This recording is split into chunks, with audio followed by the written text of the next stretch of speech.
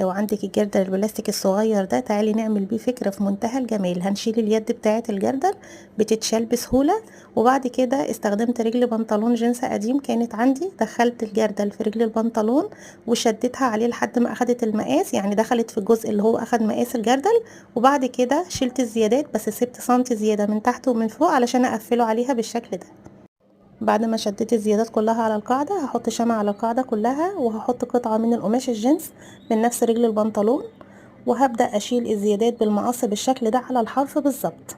بعد ما هخلص هبتدي اشد الزيادات السنتي اللي انا كنت سايباه من فوق، هثبته على الحرف من جوه بالشكل ده. وبعد كده عملت كيس من القماش نفس مقاس الدوران بتاع الجردل، وهبدأ اثبته على الاطراف بتاعته كلها بالشكل ده.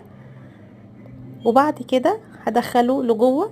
بعد ما هنثبت الاحرف بتاعته هندخله لجوه، يبقى كده غلفناه من جوه. استخدمت كمان قطعة من الكرتون على قد القاعدة من جوه، وغلفتها بقطعة من الجنس، وبدأت اثبتها بالشكل ده. حطيت شمع الاول على القاعدة او على قطعة الكرتون، وهنثبتها فيه من تحت كده، يبقى غلفناه كله بشكل كويس جدا. ده خيط مكرمية عملته ضفيرة، ممكن تستخدمي منه اي لون، كل الالوان موجودة فيه واستخداماته جميلة جدا. ثبته على الاحرف علشان يديني شكل حلو وفينش حلو. وهنا برضو بنفس خيط المكرمية اللي انا عملته ضفيرة عملت له يدين، وثبتهم بقطعة من الجنس علشان تبقى متينة وثابتة معايا.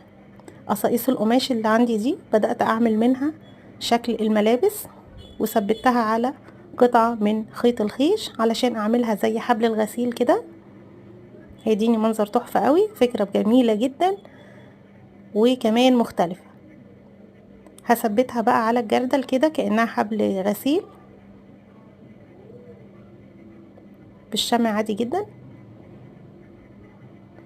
وبس كده عملنا ثبت لمشابك الغسيل، شكله تحفة جدا شيك قوي. ممكن تعمليه من ضمن تجديدات العيد في بيتك. جربيه، ومستنية رأيكم في الكومنتات، واستنوني في فكرة جديدة.